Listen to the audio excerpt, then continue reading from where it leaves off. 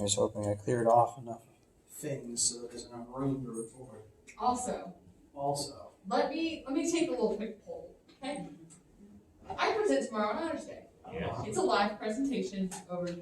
That's right. Hey, you're Cool. eating them. Why / should I have to pre-record my presentation so that it can be posted to YouTube?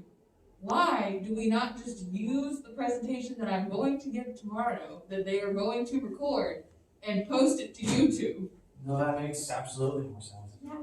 Or they could just post it to YouTube and you don't have to bother doing the live one. Yeah, You don't need to do it You don't twice. need to do both, and I'm really angry because they're making me do both. Well, it's so you have 2 days. What if you make a mistake? They're only gonna grade one. Yeah, like what? You don't get to pick. This is my better one. And so also they told us in the original email. I'm on my soapbox right now because I'm angry. Although all presentations will be live streaming, they should be pre-recorded as well. This video should be sent to whatever via Google Drive to be uploaded to YouTube. There is no date, there is no time, there is no deadline. Today, we get an email this morning at 11:23 that says, I would like to remind you that today is the deadline for your pre-recorded presentation. Remind. Has anyone Tell us, you just told us. Has anyone replied that? How many people have replied that back? I hope it's many. I haven't answered her because I'm angry about it and I want to be tactful and respectful. But I'm emailing, here's what I have so far. Good morning, Dr. Batu. I am presenting live tomorrow for Honors Day, and I wanted to reach out and ask if there's a way for the recording taken tomorrow of my presentation to be used and uploaded to YouTube. I feel that it is redundant to pre-record and record my presentation tomorrow. I feel inclined, if it was me, I would feel inclined to mention that this person did not specify when to have the video in until Right, this so morning. I haven't, today was going to be the day that I practiced it 15 times, and so then tomorrow I'd be like, I practiced it twice and it went fine, but it's probably not the one that they want to upload. Yeah, because Kobe, Maddie, and Kennedy practiced theirs this past Thursday or whatever. They were talking about when the recording was doing. Kobe's like, well, I thought it was just going to be due before you give the actual thing. Right. They are forcing us to operate on assumptions, and I don't think that's fair. We shouldn't have to assume our own deadlines. I know in science, you can't assume anything unless the question tells you you can assume it, except what the gravity is on Earth's surface and the mass of certain subatomic particles. You always have to specify your conditions, and these conditions weren't specified. We would like a refund. Okay, we're going to complete my item. All right. All valid concerns and comments and queries, and I hope those pan out well. I'm going to try to listen in on some of the presentations tomorrow. I just have many students all going at the same time. Okay. Given that it is Honors Week, the test does open today, and it doesn't have to be done until Friday at midnight. So if you are presenting, please do focus on that for the time being, including taking lab today and tomorrow off to help with that. There is no lab this week.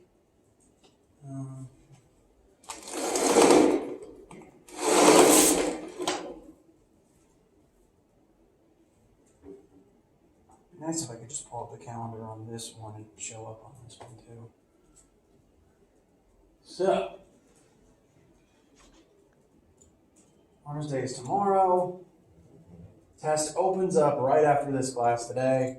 You do not have to touch it, start it whatsoever until midnight on Friday. Make sure it is done by midnight on Friday. I recommend you take it while I'd be awake. You could take it at 3 a.m. if you want to, but you're not going to get any answers to your emails. I will, as long as it's during normal waking hours, up till like 11, 12 night, I will answer you promptly. And you're given 5 hours to do it because the lag on getting your questions answered just increases the time spent, even if you're not actively doing the actual test the whole time. It's designed to only take you 1 hour to put it together, though. All right. Next week will be a normal week, except it's the last full week of class. Normal in that we will have a lab. We'll be lecturing about newish material. I want to talk about the important highlights of light, sound, and waves, the stuff you would need to know to exist as a sensing organism on planet Earth. And anything we talk about then will just get incorporated onto the tail end of the exam. Exams start really the weekend, the first full weekend in May. This week, in terms of what we're doing in lecture, is mostly just going to be reviewing, making sure everyone's clear on what's on the test. And if we hit a point where there are still students here who don't have any questions on anything, then I'll probably just start talking about wave stuff for next week, just to go ahead and get a little bit of a head start on it. But given that it is a test week and it's the end of the semester and no one knows what they're doing right now, if say you feel comfortable, if you feel comfortable and you don't have questions, there's not necessarily a need to stick around this entire lecture day or to come in Thursday unless you specifically want to ask questions about this test or to sit and talk about light and sound.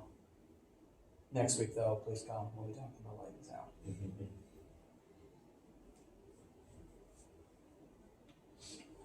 Couple of miscellaneous things. I'm going to be uploading a table of constants and data pieces that will be very useful to you while taking the test. Most of them will be things we've already seen, all the constants that pop up, the universal stuff, the masses and charges of subatomic particles.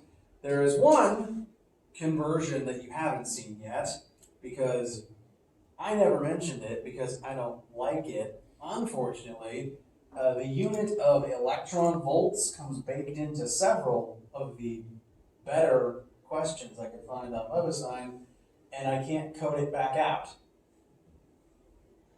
So, tiny bit of learning. This is a conversion. This number should look familiar, even though we've never used it to talk about joules before.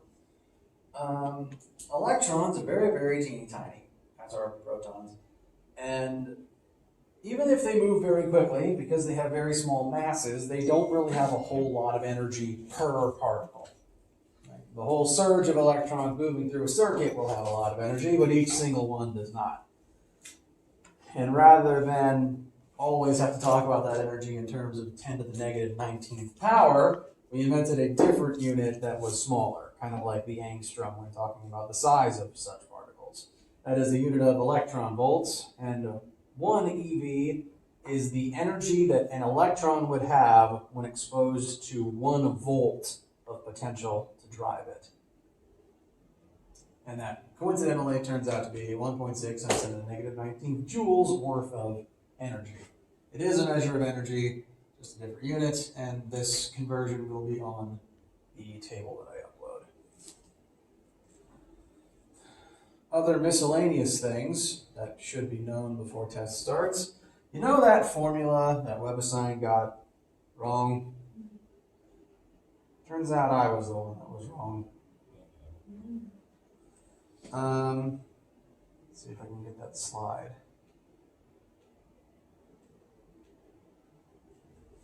So we've combined these formulas together to create this formula.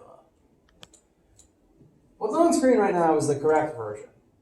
It is not the version that I had written in my notes for the past 2 years, just due to a translation or typing error, sourcing, formatting problem. Wherever it came from, it was frustratingly wrong. What happened here is this formula has set the force of the magnetic field on a charged particle equal to a centripetal force, and then solved for radius. Previously, I left that squared there because it was squared in the original, or at least in one of the 2 originals. However, the velocity in the other part of the formula would cancel squared and it would just be a normal v in the full form equation. So WebAssign was actually doing it right, and I had the mistake. I have fixed this on the study guide formula sheet thing that is currently on Brightspace. So if you use that as your reference material, it will show the correct version. And that's for. This is the radius of a orbital pattern. The radius of the orbital pattern formed when a charged particle enters a magnetic field and starts turning because the force acting on it keeps changing directions. The principle behind mass spectrometry. Spectrometry, is that the right word? Thank you. Lastly, I think there was also an issue where I said that WebAssign was getting positive and negative Z backwards. Turns out I was just misreading the question, and it was doing it correctly the whole time. So, and this is like my 5th formal apology in 1 week. I apologize. Apparently, half the problems with last week's homework assignment were problems with me. I'm sorry. It's okay. I'm gonna fight the person that's making you pre-record this presentation. She just emailed me back. Do you want to hear it? Yes. I would. Hi, Madison. The main purpose of the pre-recorded presentation is to use it in case of technical issues. So I'd ask that you record it and send today. If it's also possible to substitute it with your live presentation later, let me know if you have any questions. There's no need for me to pre-record it. If tomorrow when we record it, it goes okay and you can use it. Like, if it doesn't go okay, then yes, I will re-record it. She didn't answer any of your questions, and she also didn't comment. Oh, She well, never that's told you today was the day. That sounds very much like Dr. Pursuit. Is this like a school admin person or a No, department? she's a she's biology like, she's a biologist. She's the computational biology professor that they She hired. is my major They have advisor. They also computational did it. biology. They Yeah. didn't specify what time, so they will receive it when they receive it today. It will be before the clock turns to 4:21, but maybe not much. No, I forgot it's 4:20. Let's go, guys. If you're watching this recording and you just heard that, kids, this is why higher education is a scam. That's true. It is. Because of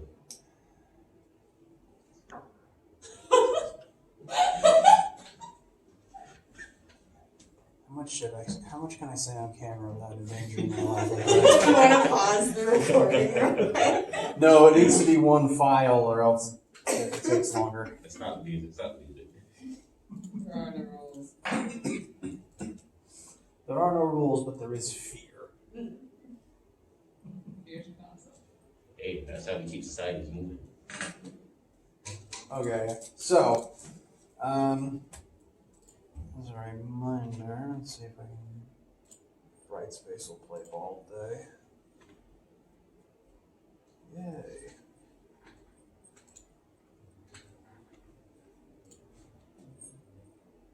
Well, it's trying to.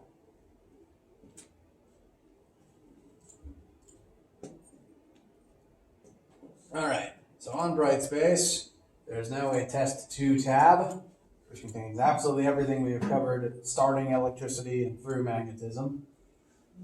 Which means there's no heat and thermo on this, just electricity and magnetism. There's currently 5 files uploaded here, 4 of which are, well, these 2 are simply Word and PDF versions of each other, these 2 are Word and PDF versions of each other. And topic list kind of doubles as a formula sheet, just a list of things to study and all the formulas that you will actually need on the test, maybe a couple more, but if you need it, it's here.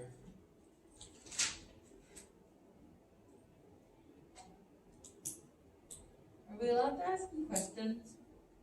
Yes, please. Which is why I recommend you take it while I be awake. So, can I ask you a question right now? Yes. On our little test review, very nifty, by the way, you wanted us to calculate the net force on something. How the hell did you add those vectors? Oh. Sorry, I didn't mean to say hell, guys. Heck. Use There the you word go. heck. There you go. This is a PG channel. I hope that whoever watches this one day, like just some obscure Russian finds. I've had friends of mine and my fiance just load up random videos of mine that random lectures I've recorded. That's a good thing, right? Yes. Is that the adult world version of watching your friend's Sanders Day presentation? Maybe. I can't think why Tom would have done it. Because he doesn't care about physics at all. I think he just saw I was doing it. He was like, oh, what's this sound like? So Tom, if you're listening, that's for you, buddy. Lula just wanted to hear the sound of my voice, which makes me tear up happy every time. So, Look, he's a great guy. He's got a good catch. so what I did, I assume you're talking about this one. Guys, how did you add those up? Okay, so I found each vector in magnitude and direction form. Yes. Then I broke them down into their XY components. How did you do that? I admit I didn't show it. The triangles I drew there was to try to add a little bit of context.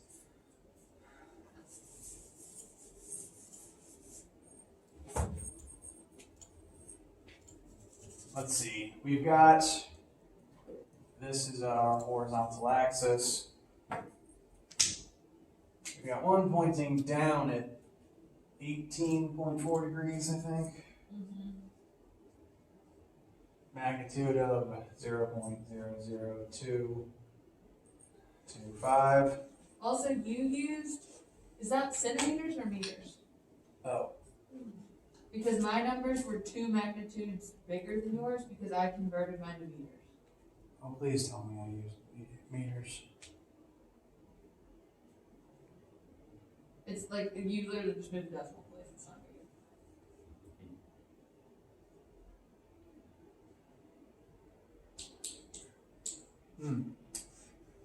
I didn't notice that units of centimeters were present. So I did it. I just took, technically this is then in centimeters, so it's technically wrong. Again, not a big deal. Just move the decimal place and it's okay. Yes, so these answers then would be 10,000 times too small. Yeah, they are. Okay. So they should actually be 20.5. Same trajectory though. 22. 22.5. Thank you. That's not close to And the other one should be 33.7. At the same trajectory, but above the x-axis instead. So, the I net. admit I didn't really show this step. I performed a small amount of trig, separate these into their xy components. Let's just go in the order I wrote them. Here, to get the x component of this triangle, it would have been cosine of 18.4 would equal x over 22.5. I'm going to call that vector, let's just call that x1. And that would have given me, in correct unit terms, that should give me 21.3. Sine of 18.4 would be y1 over 22.5. That should be 7.11. And it is worth noting the two directions these arrows point. The x component of this first downward pointing vector does point the positive x, but the y piece points down. So I rewrote what I tried to show here in the parentheses is rewriting the vector in component form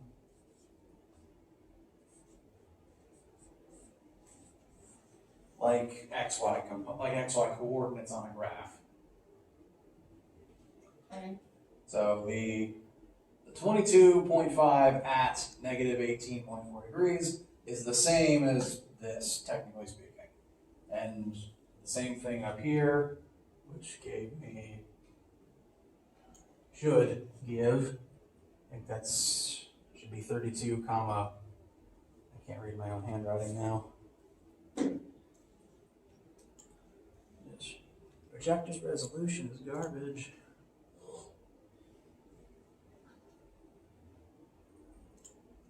$32 and 11. Once converted to the current unit.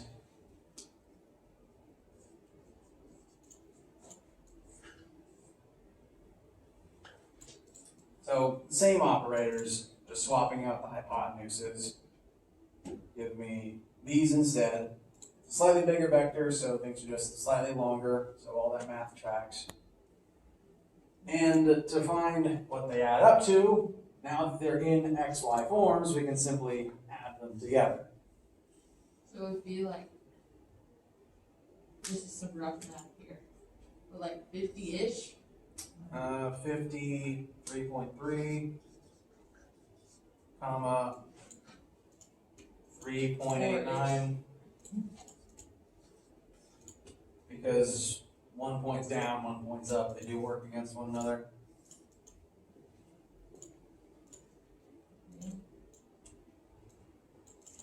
How did you find the angle?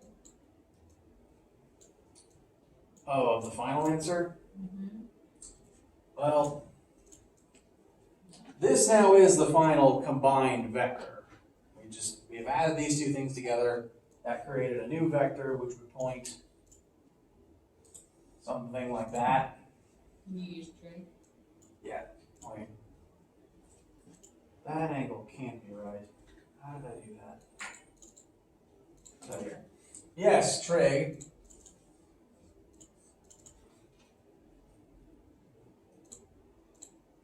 .89.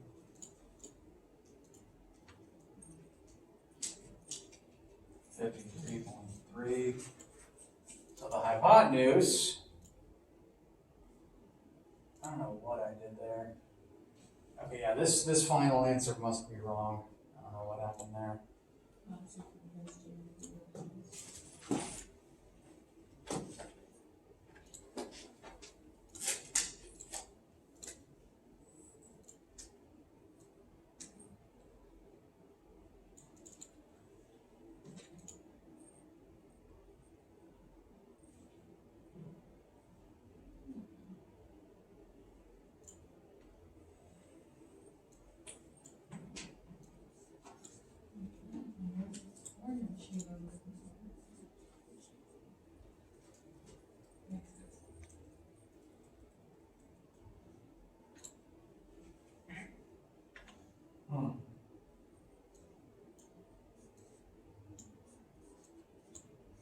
Yeah, that final answer should be 53.4 newtons at 4.17 degrees. I don't know why the angle wound up bigger, because adding them together, it should be pointing somewhere in the middle. This drawing is not to scale. Sorry? The charge, I think the charge of 2 is stronger than the charge of 1. I draw these backward. Wait. 2 is. The charge of the bottom one, so the vector that's producing the positive 18.4 angle, Right. is stronger than the one that's in the positive region. Correct. So that's why I think it's skewed towards the positive side. Oh yes, it's absolutely skewed. My confusion at my own work is I don't know why the angle that I wrote as the answer was bigger than 18.4. Because Well, sir, is it because you were using centimeters instead of meters? once you get to this point, that shouldn't really matter. As long as both of the numbers were similarly 10,000 times too small.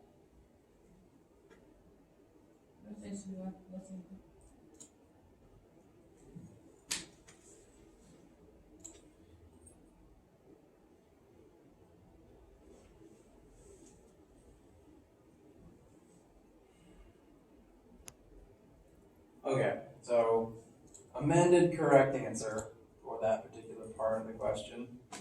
Yeah, it was simply breaking the vectors down into their components, because you can only add the like components together. And technically speaking, I would accept this form as the answer, because force is a vector. This is one way to write a vector. So if you just you'd eventually have to get to this point, and probably sooner would you get here than here, because in order to do vector addition, you kind of end up in this state first. And in general, unless I ask for magnitude and direction, I'm okay with this being the answer. Okay. WebAssign might not always share that opinion, though.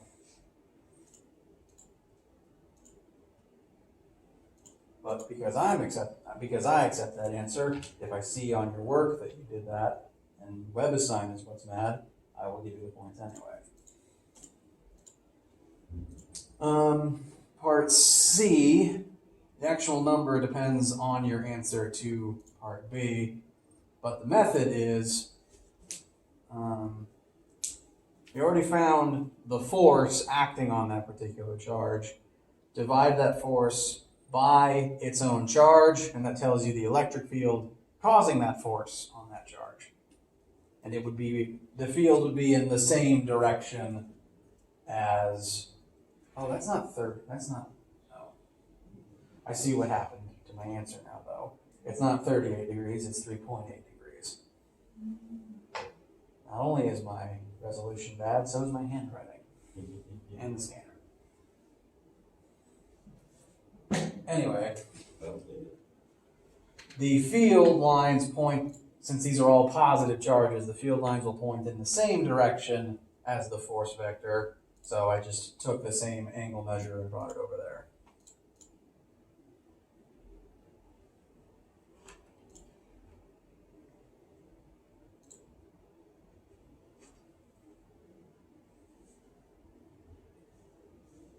Does that answer the original question?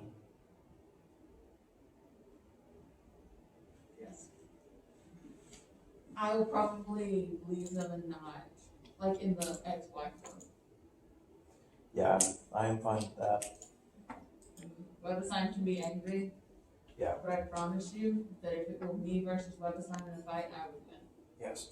And I have it set, like with the last test, to where WebAssign's not even going to tell you right or wrong, because it's going to be wrong anyway, and I don't want you to be discouraged to see the X when I'm just going to go in and fix it anyway. Good, because I do get discouraged when I see the X. Not all heroes wear capes. You could wear a cape if you wanted to. I'd like a cape, or maybe just a common rider scarf. I feel like it's not winning enough here for capes to like truly have full impact. Send him to Chicago. Isn't that the Windy City? Yes. Yes, it is. I didn't bike fast enough. Never forget the day that Jerry and I were sitting in Springs and saw you sprinting Oh to your my laptop. goodness. Oh, yeah. Professor on that one. I laughed so. You saw that, or you heard about it? No, we were sitting together talking and he was No, in the middle of a him. sentence. No. I was there, yeah. You were there? It was Okay. him that I was talking to, and I stopped in mid-sentence and said, Oh, I misunderstood the names we were just saying. You Sorry. were booking it. Yes. you said, Yes, I am was. flying. I needed my laptop. I didn't have time. There's no time to waste. Correct. PE. E. I was never very good at PE. Oh, yeah. I hated gym class in school because they forced me to do things I didn't want to do. But if I choose the activity, it tends to be more enjoyable. Like when I did Taekwondo as a kid. That was fun. And while I normally loathe soccer, playing pickup games with friends is more enjoyable than any time my high school gym teacher forced me to play lacrosse. Lacrosse. Dude, we played kickball in my high school. My school, We did the fitness. I think my school just really wanted to remind everyone we had a lacrosse team. Fitness pacer test will begin shortly. Oh my Ready? gosh. Whoa. It's I those hated those. beats, Begin. they haunt me. Beep. One time in middle school, I face planted in the middle of the gym running the pacer test in front of all of like boys and girls were together, and like the half of the class that wasn't participating was sitting in the bleachers watching us. So I just like, and then had to get up and keep running. Sorry. I also was not a very small child, so Butterball version of Madison was trying to make up for the fact she just face planted in the middle of the gym. Did you make it to the other side? It's a little dramatic. Yeah, those were very not fun. My high school also, in addition to that tournament, also did like regular like track testing. Like we had to make a certain time around the track to get the passing grade. I was pretty much the only person who cared because I have a crippling fear of failure. So I, who was not a runner, and I wasn't then, I'm better at it now. Yeah, but you are. Still don't like it. No, I'm better at it now because I can play music and just zone out the eye of the tiger. At the time, though, no phones in school, so I was just miserable, forcing myself around the track. I usually like finished pretty quickly because compared to everyone else, because they were just strolling and didn't care. It was just walk time outside for them. But I looked at the chart and said, great, I have to make it in this time. Let's go. What was the time? I don't remember. I think I once got like lap versus mile wrong. I think I was doing like 5 minutes a lap. So Your mile was like 20 minutes. that's just average walking speed. That's just sad. Anyway, I think I'm faster now. When I was in ROTC, they were like, yeah, if you don't run a 6 minute mile, you're not getting an A. And it's like, what? I'm not getting an A. 6 minute mile. Well, I was in the fitness class, so I guess it sort of made sense. But like most of us were not running a 6. Madison's not running an 8. What are you talking about? Fastest mile I ever ran was a 6:36, and I have never been able to come even close to that since. I don't know. Part E on the next problem. Where did you get that equation? Oh, E for number 3. Oh. You threw a Q in there. I don't think that's allowed. Yes, and this was a slight mistake on my part. It was only after I posted it that I realized this question isn't one that I'm going to actually be asking on the test. So I can just not do it. Yes, that said, I wouldn't be asking it because I forgot to go over this formula with you guys. So it's not on the test for that reason. That said, the purpose of a capacitor is to hold charge. Those charges have energy, so the capacitor can hold energy, and there are formulas for that, and that's one of them. Again, though, I didn't go over that in lecture, so that won't be on the actual test. Is this our second test or our third?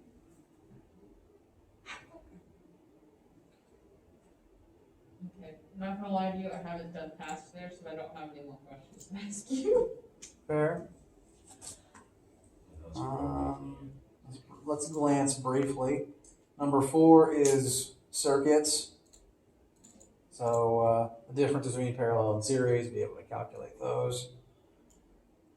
5 is finding the resistance and capacitance of combo resistors and capacitors.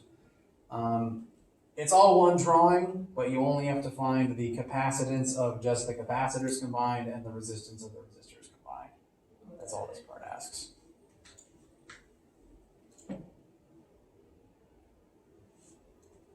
So the resistors are the squiggly ones. Yes, resistors are the Charlie Brown stripe, and the capacitors are basically the same thing as the battery symbol, but the lines are the same length.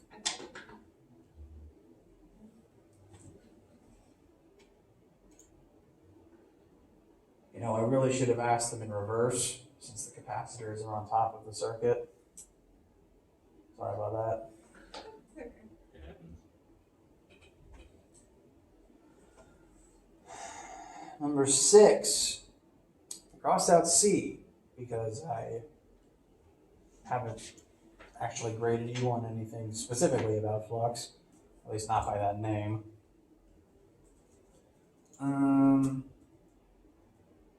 But the rest of the question, A and B, is about a loop, wire loop with current running through it in a magnetic field, solving for the torque that will act upon it.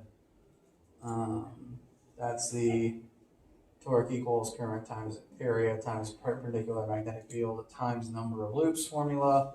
And then part B is, what is the force acting on one of the sides of the square? That is the force acting on current in a length of wire formula.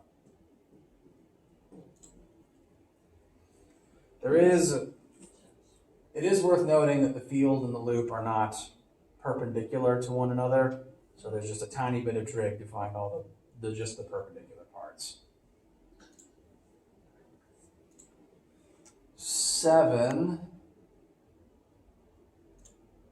is resistance of a specific object at 2 different temperatures. Using the general formula for the resistance and then using the longer version to offset that resistance based on the temperature change. Then part B, use the resistances found to figure out how much power each one burns.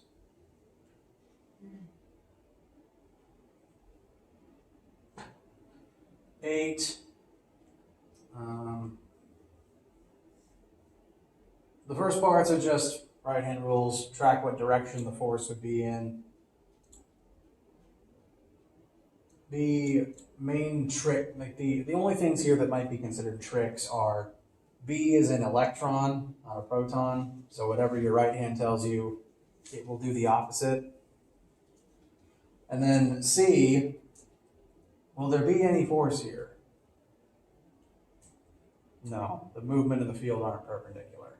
So it ends up being 0 there. Then just asked to use the F equals QVB formula to find what the force would be for the first 2. But since the third one has no force, that answer is just 0. The first 2, the magnitude would be the same though, as long as it's the same field and the same velocity and the same magnitude of particle.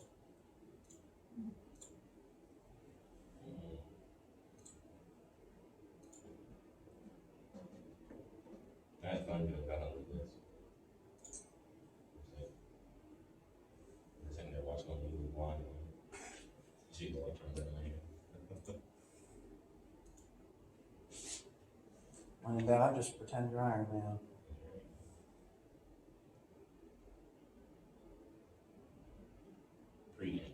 Okay? Oof.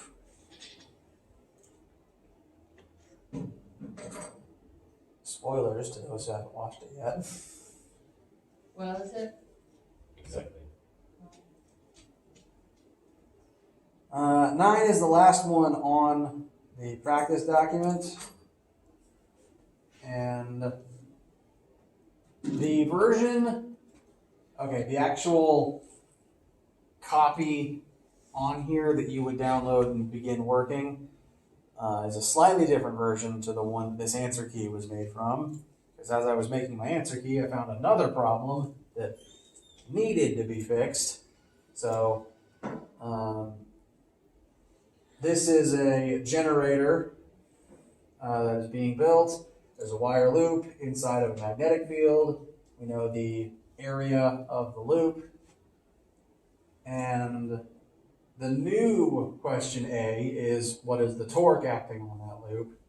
The new question B is, what is the magnetic field that the wire, that the loop inside is making because it has current running through it.